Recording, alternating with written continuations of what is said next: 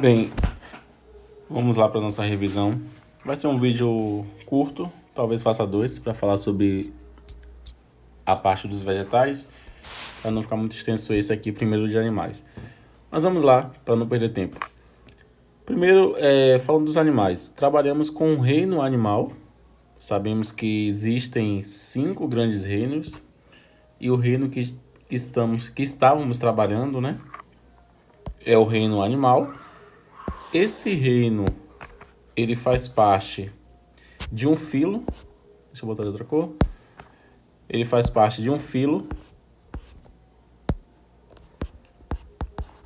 Que filo é esse? Que é o filo Chordatus ou Chordata.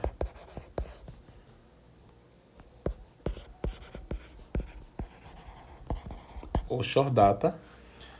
Dentro desse filo, desse grande filo, temos o grupo dos vertebrados, que aí já é outra vertente.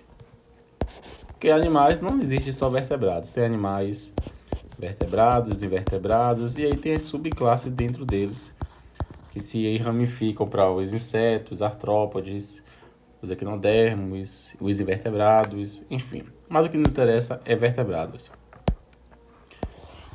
Os vertebrados, eles possuem características próprias, como a primeira característica é o que? A presença da coluna vertebral e do crânio. Então, ó, coluna vertebral e crânio. A mesma coisa, o filo cordato, ou filo cordado, ou chordata, ele também tem características próprias, como a presença da notocorda,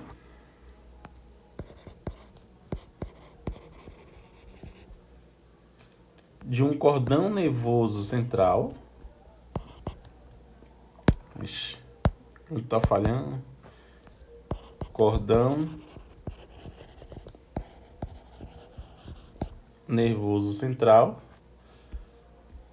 além da presença de fendas faringianas. Ou seja, nos embriões lá dos animais desse filo, tem arcos, né, que são separados por sulcos. Sulcos é como se fossem as aberturas na superfície externa das faringes, chamados de sulcos faringianos. Isso aqui é somente para fim de conhecimentos, mas não precisa se atentar muito a isso. Mas só para lembrá-los, tem essa presença aí dessas fendas, chamadas de fendas faringianas, que vem da faringe. Beleza? Pronto. Saindo daqui dessa parte inicial, a gente vai ver agora os grupos. Eu não vou adentrar em detalhe por detalhe, porque já vimos. E vocês também podem usar o livro para complementar e as complementações que eu mandei no grupo, além do que vocês já tinham escrito lá em sala. Mas os vertebrados são compostos por quantas classes? Eu chamei de grupos, mas o certo é classes.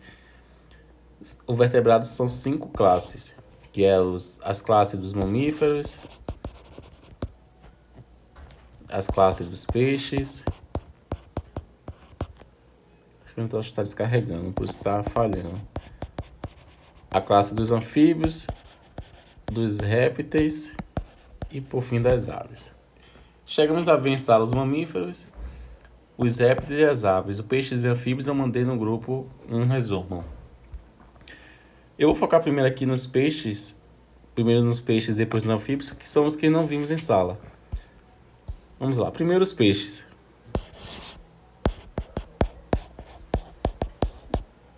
Falei bem de forma sintetizada aqui para poupar tempo.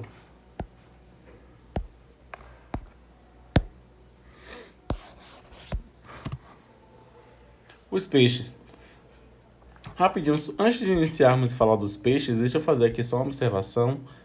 Nessa classificação aqui, ó, lembra que existe lá os animais de sangue quente e de sangue frio? Então é bom você já se atentar a esse quadro aqui, ó.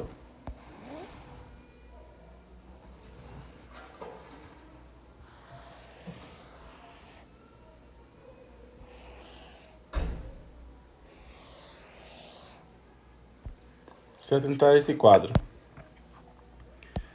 Existem os animais que são chamados de sangue quente, que são quem?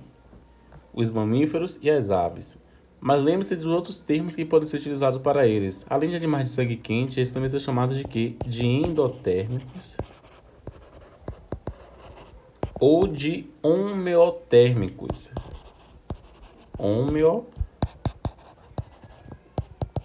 Homeotérmicos. Porque sua temperatura corporal vai mudar de acordo com o ambiente, que são as aves e nós mamíferos que temos essa capacidade aí de controlar a nossa temperatura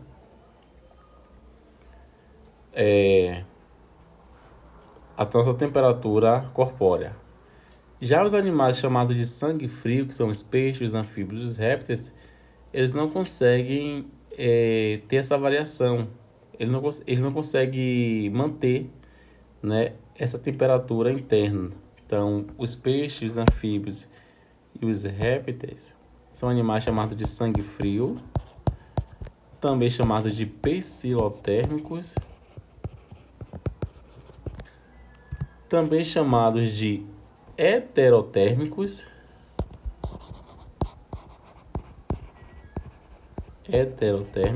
ou também de ectotérmicos. Veja quantos sinônimos existe aí para de sangue frio. Ectotérmicos.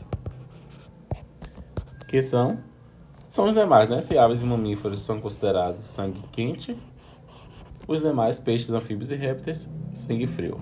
Tranquilo? Seguindo aqui agora para peixes.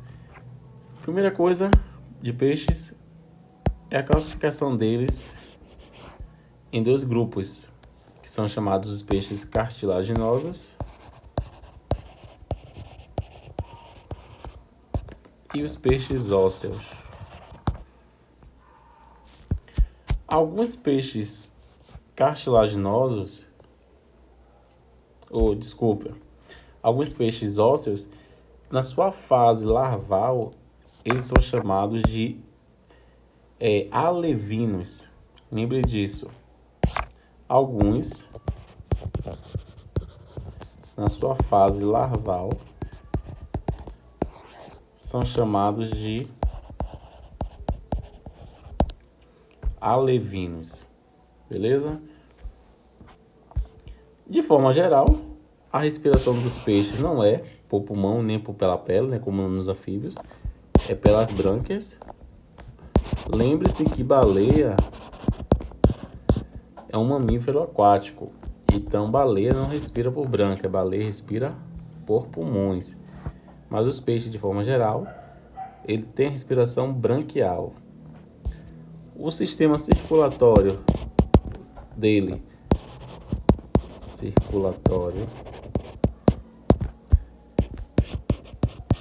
é fechado e com duas cavidades, ou seja, um átrio e um ventrículo. Diferente das aves e dos mamíferos, que são com 4 cavidades. Os peixes também têm eficientes órgãos sensoriais.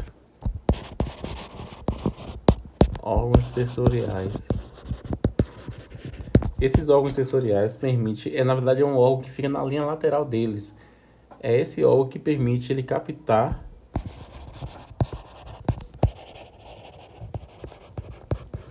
movimentos da água.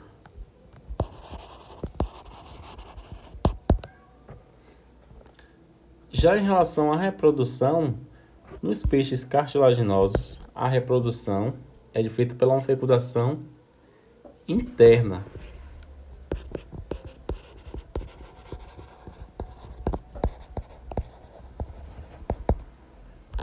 Já nos ósseos, a maioria é fecundação externa.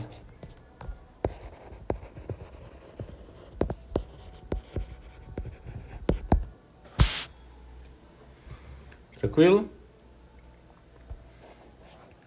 Então, aqui é só para a gente relembrar alguns pontos específicos.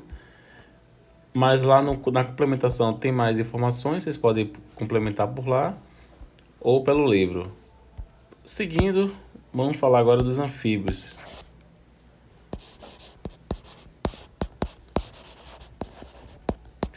Anfíbios são aqueles animais de vida, conhecido como animais de vida dupla.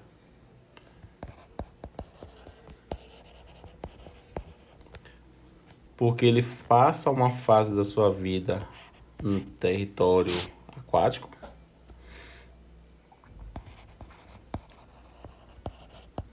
e depois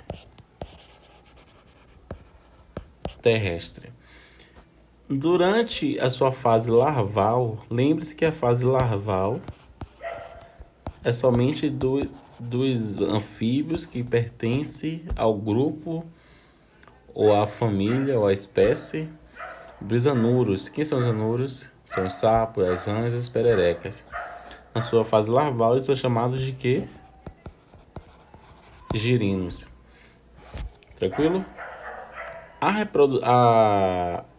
O processo de respiração deles pode acontecer das três formas. Tanto de forma branquial. Essa forma branquial é quando ele está na fase larval. Quanto de forma pulmonar ou cutânea, que é através da pele. Pulmonar e cutânea já é na fase adulta. Ele fica oscilando aí entre esses dois processos de respiração.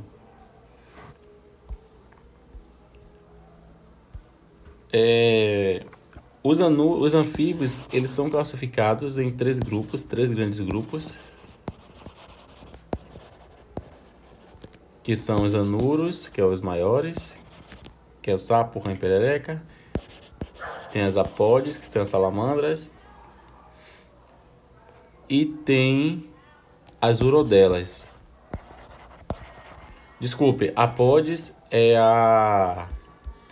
não é a salamandra não. Apode é as cecílias ou as cobras cegas, como são chamadas.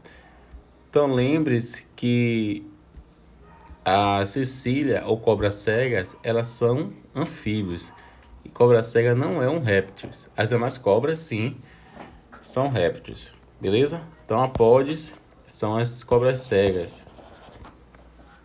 As urodelas são as salamandras porque elas possuem cauda. Então, salamandra, tritões são urodelas, apodes, cobras cegas ou cecílias. E os anuros são os maiores grupos aí, as maiores espécies em termos de quantidade dos anfíbios, que é o sapo, rã e perereca. Tranquilo? Lá também no texto que eu mandei, lá no resumo, tem mais informação. Somente para vocês não ficarem aqui perdidos. Em relação à fecundação também, é de forma, na maioria das vezes, né, na maioria dos anuros também de forma externa, no qual o espermatozoide é lançado sobre os ovócitos quando a fêmea deposita eles. Então, a fêmea deposita os ovócitos, que são as células reprodutoras sexuais femininas, né? No caso aí dos anfíbios, e o espermatozoide é lançado sobre eles para que haja essa fecundação. Então, é de forma externa. E aí, depois vai eclodir, os ovos vai ser eclodido, vai nascer os girinos, que são os anuros na fase larval. Tranquilo?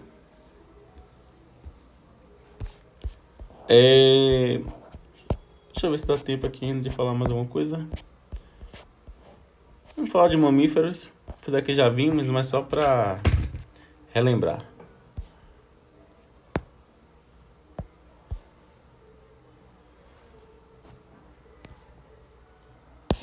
Mamíferos.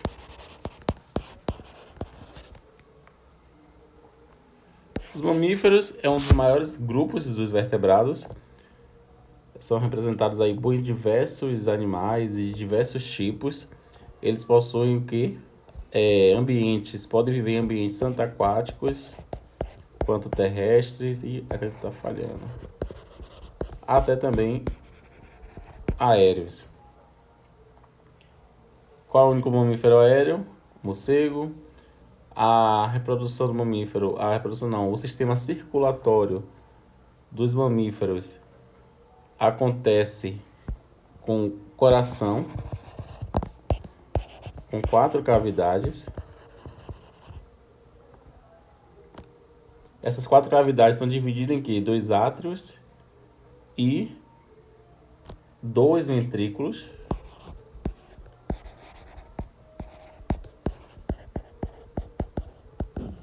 E 2 ventrículos.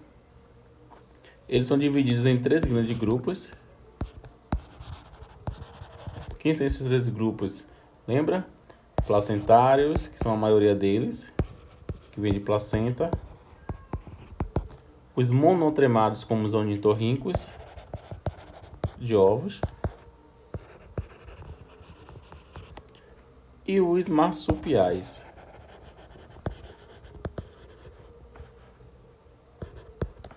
Que são aí os cangurus, o koala, porque eles têm o quê? Uma bolsa chamada de marsúpio para onde fica ali armazenado durante o processo o seu filhote.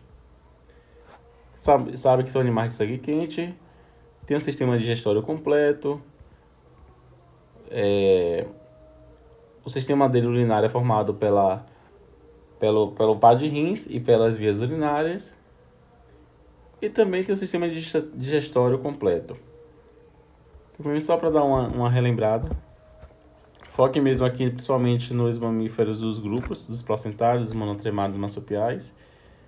Lembra que mamíferos aquáticos também existem e que os mamíferos aquáticos, assim como os demais, utilizam a respiração pulmonar. Não é porque ele é aquático que ele vai usar a respiração branquial. Branquial é exclusivo dos peixes. E aí, falamos depois das aves. Não sei quanto tempo de vídeo já tem aqui, mas deixa eu dar uma olhada aqui rapidinho. E as aves, a gente viu das aves, que é outro grande grupo. Tem o que? O sistema circulatório. Lembre-se que as aves é um dos grupos que tem um sistema circulatório muito parecido com... Muito parecido não, idêntico na verdade com o da gente, os mamíferos. Eu acho que a caneta falhou, descarregou. Então eu vou finalizar aqui e assim que